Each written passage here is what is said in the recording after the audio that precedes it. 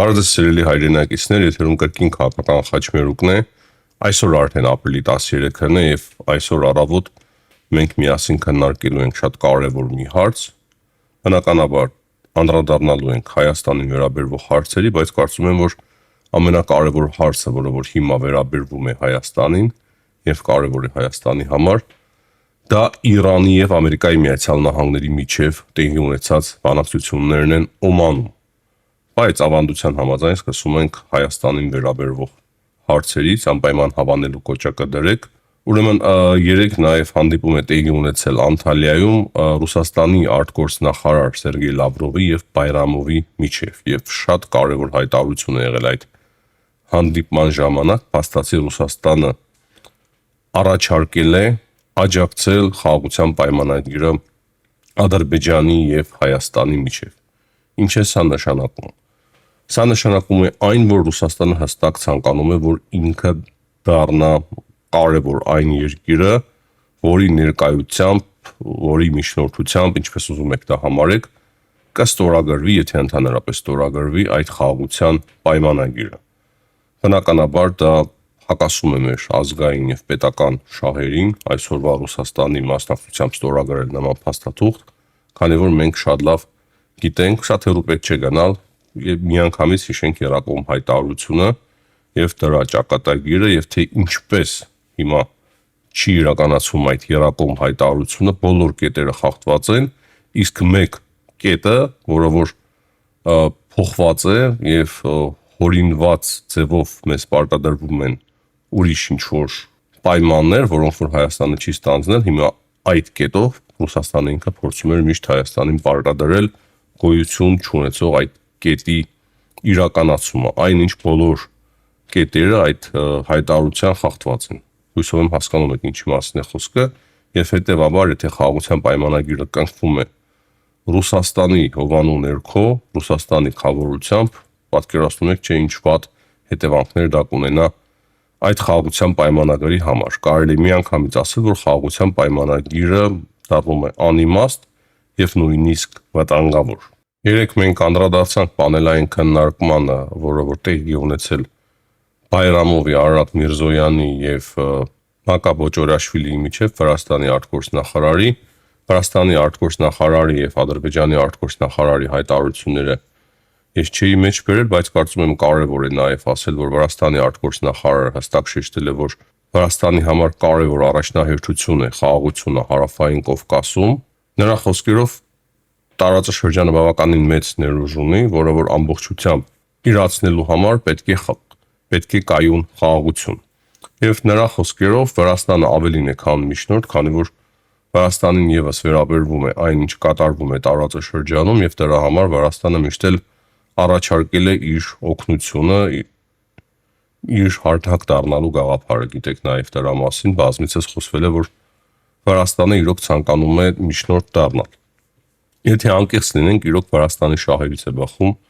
որպիսի տարածաշրջանում հաստատվի խաղաղություն, քանի որ խաղաղության բացակայությունը պատերազմը կարող է լրջագույն հետևանքների բերել նաեւ Վրաստանի համար։ Մենք հասկանում ենք, թե ինչ տարբեր սցենարներ կարող է տեղի ունենան հայ-ադրբեջանական հնարավոր պատերազմի պարագայում, որի մասին ընդհանրապես չեմ ուզում մտածել, ինչ փոփոխություններ կարող է տեղի ունենան շատ լուրջ, որոնք որ չեն կարող ուղղակի չազդել նաեւ Վրաստանի վրա, եւ այս իմաստով իրոք տարածաշրջանը պետք է լինի միասնական, եւ եթե Վրաստանը իրոք ինչ-որ չափով կարող է օգտակար լինել, ճիշտ է Վրաստանի դերակատարությունը այդքան էլ ցավոք սրտի մեջ չէ, բայց այն որ մի քանի օր առաջ Իլհամ Ալիևը խոսում էր, որ վրացական կողմից կան առաջարկներ, եւ հիմա այդ առաջարկները փոխանցվել են նաեւ հայկական կողմին, որ թեթև ինչ-որ աշխատանքներ արդեն սկսվեն եռակողմ եւ գետերի հարցով ինչ-որ ընդհանուր ծրագրեր մշակվեն եւ ուրիշ քայլեր իրականացվեն, լրագրողներ փոխայցեր կատարեն, կարծում եմ վատ նախաձեռնություն չի ամեն դեպքում, բնականաբար դետալները, մանրամասները մենք չգիտենք, եթե իմանանք այդ մանրամասները ավելի լավ կկարողանանք հասկանալ եւ ավելի ճշգրիտ կարող ենք տալ մեր պատկերացումը այդ ամենի վերաբերյալ, բայց առաջին տեսանկյունից այդպիսի առաջարկներ, այդպիսի ծրագրերը իրոք շատ լավ են եւ շատ լավ է որ Վրաստանի Վրաստանը եւս ակտիվություն է ցուցաբերում այս հարցում։ Այստեղ կարևոր է նաև նշել, որ մենք կրկին ուզում եմ անդրադառնալ ամեն դեպքում այդ պանելային քննարկմանը, քանի որ դրա շուրջ ես երեք մտածել եմ էլի մի քիչ եւ տեսել եմ հստակ այն, որ Ադրբեջանը ինչպես է ուզում ամբողջ աշխարհին ապացուցել, որ եթե Հայաստանի սահմանադրությունը չի փոխվի, դա լուրջ խոչընդոտ է եւ ուրիշ խոչընդոտ չկա սահմանադրության փոխելը եւ Մինսկի խմբի լուծարելը։ Ի պատասխան Արարատ Միրզոյանը մի փոքր ջաղաձգվում էր, այդ կադրերից էլ հստակ երևում է, մտածում էր թե ինչ է պատասխանելու եւ պատասխանը կարելի ասել որ հրաշալի էր։ Իրոք պատասխանը հրաշալի էր այն առումով, որ Հայաստանի սահմանադրական դատարանի որոշումներն ամեջ բերում, որ եթե սահմանադրության մեջ տարածքային պահանջ կա, ապա ինչպես Հայաստանի սահմանադրական դատարանը թույլ էր տվել սահմանազատում իրականացնել Ադրբեջանի հետ, այսինքն Հայաստանի սահմանադրությունը չի հակասում սահմանազատման գործընթաց իրականացնելուն, հետևաբար Հայաստանը ոչ մի տարածքային պահանջ չունի եւ նրա խոսքերով ամենաճաշկերիտ որոշումները Հայաստանի սահմանադրության վերաբերյալ կարող է կայացնել Հայաստանի սահմանադրական դատարանը։ Ու եթե Հայաստանի սահմանադրական դատարանը ընդունի, որ այդ խաղաղության պայմանագիրը չի հակասում Հայաստանի սահմանադրությանը, ապա այն կվավերացվի եւ կստորագրվի, այսինքն որևիցե խոչընդոտ չի առաջանա։ Վերջին խոսքը ամեն դեպքում ասելու է Հայաստանի սահմանադրական դատարանը։ Կարծում եմ սա եւս շատ կարեւոր էր, որ մենք կրկին այս հարցին անդրադառնայինք, որովհետեւ այդ պանելային քննարկման բոլոր մասնակիցները եւ ներկաները հստակ համոզվեցին, որ իրոք դա այդպես է, քանի որ սահմանադրական դատարանն է վերջնական որոշումը տալու այդ հարցին։ Խաղաղության պայմանագիրը ստորագրվում է, թե ոչ Հայաստանի եւ Ադրբեջանի միջեւ։ Հիմա անցնենք միջազգային հարցերին եւ անդրադառնանք Իրանի եւ Ամերիկայի Միացյալ Նահանգների բանակցություններին, որոնք որ երեք տեղի ունեցան Օմանում, նշեմ, որ սա մեզ համար չափազանց կարևոր հարց է եւ միանգամից սա կարելի է ասել, որ մեզ վերաբերվում է, քանի որ առանց խաղաղության Իրանում, Իրանի շուրջ դժվար է պատկերացնել խաղաղությունը Հայաստանում եւ մենք էլ հասկանում ենք, որ մեր հակառակորդները ուզում են հենց օգտվել դրանից, որ Իրանի շուրջ սկսվի խառնաշփոթ եւ շատ կարեւոր է, որ Իրանի արտգործնախարար Աբբաս Արաքչին եւ Ուիտկոֆը, Ամերիկայի Միացյալ Նահանգների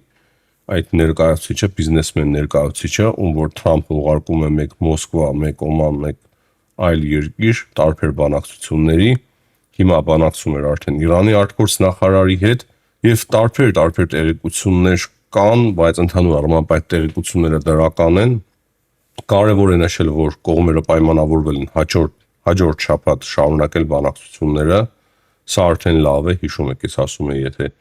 մենք տեղեկություններ ստանանք, որ բանակցությունները կշարունակվեն հաջորդ շաբաթ կամ նման մի բան, դա լավ է եւ ահա այդպես էլ եղավ։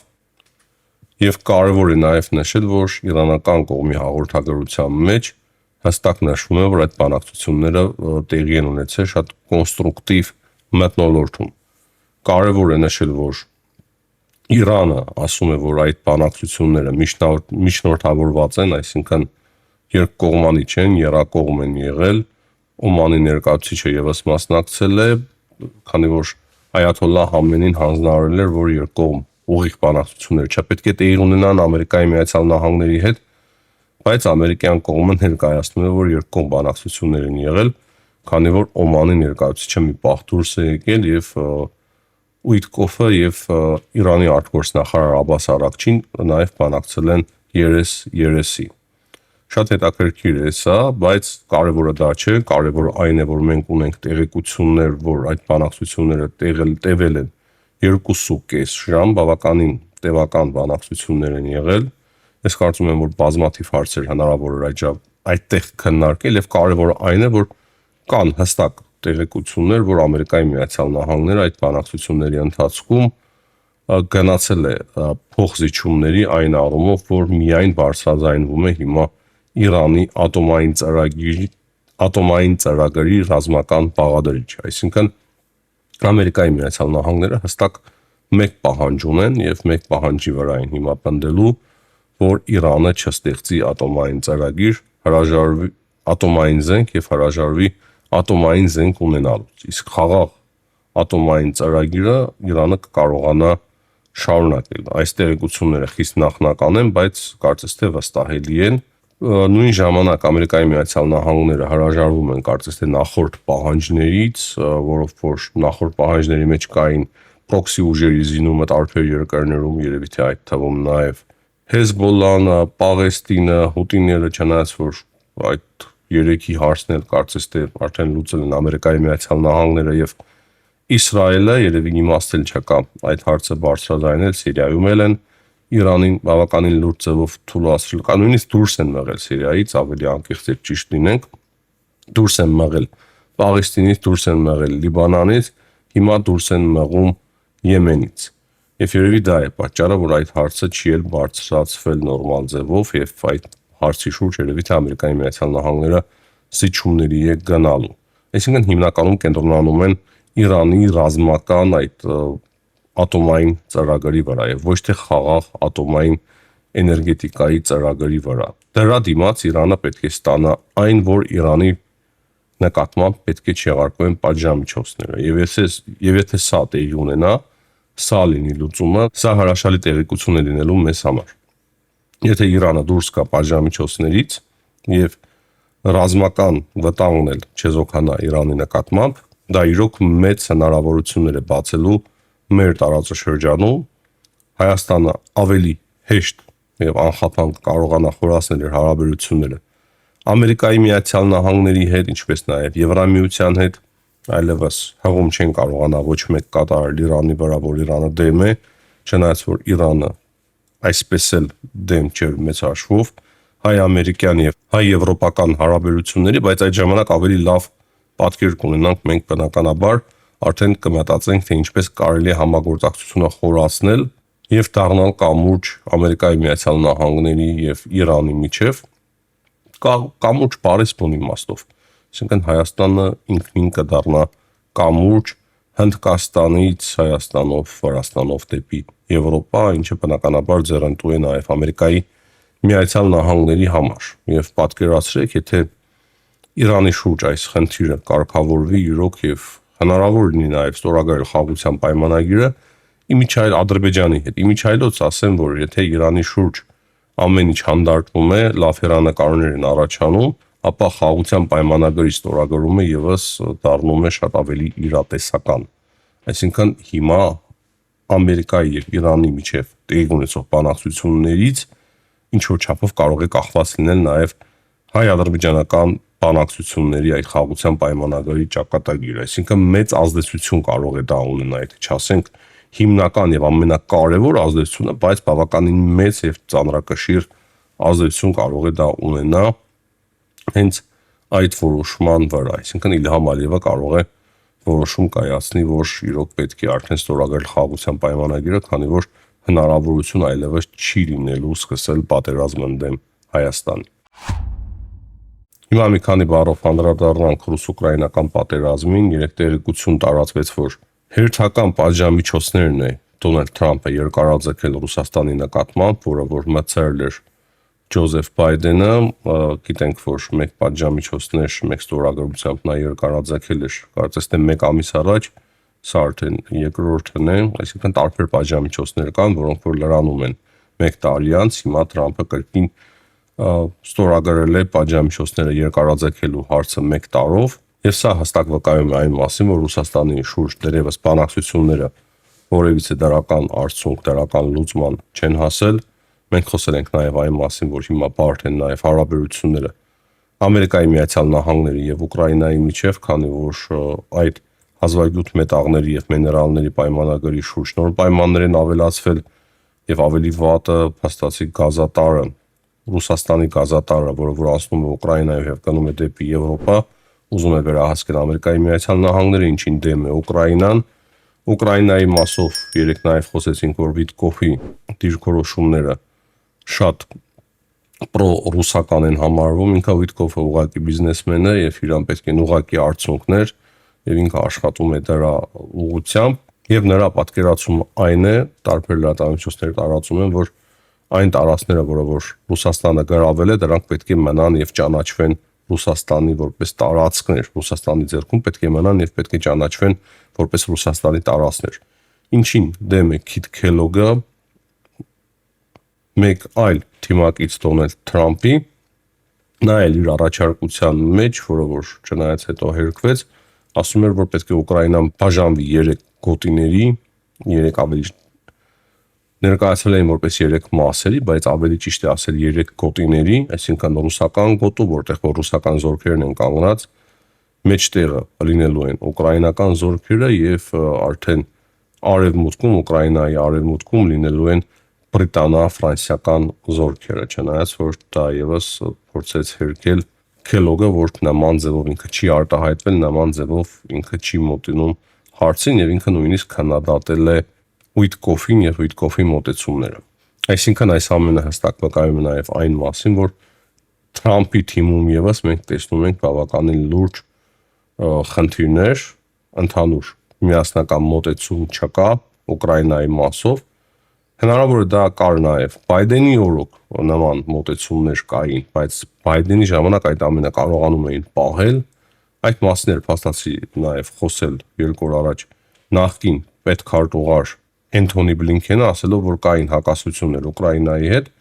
բայց նրանք ամեն կերպ փորձում էին այդ ամենը չցուցադրել, քանի որ հասկանում էին, թե որքան վտանգավոր կարող է լինել այդ ամենը եւ ներքին կարգով փորձում էին միշտ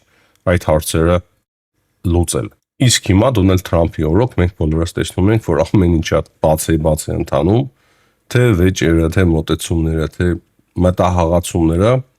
բոլորը այդ մտահղացումների եւ վեճերի մասին միանգամից տեղեկանում են եւ դրա համար ահա այսպիսի տարբեր հակասական պատկեր է մեկ-մեկ մեր մոտ առաջանում եւ մենք չենք տեսնում ընդհանուր միասնական մոտեցումներ Ուկրաինայի շուրջ, նույն մաքսատուրքերի շուրջ։ Միջայլոց վերջում ասեմ, եթե մեկին հետաքրքիր էր, մեկնաբանությունների մեջ կար մեր հաղորդման տակ, թե դուք ասում եք ինչպես է հարստացել Դոնալդ Թրամփի շրջապատի ներկայացուցիչները եւ Դոնալդ Թրամփը ինքը կորցրել է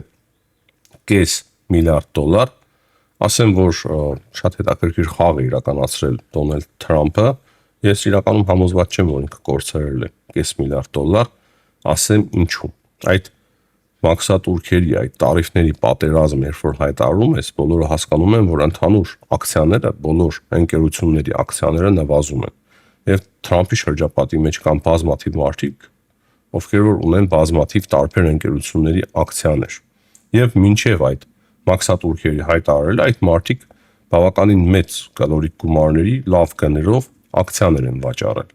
Իսկ հետո երբ որ Թրամփը հայտարարեց մաքսատուրքերի մասին,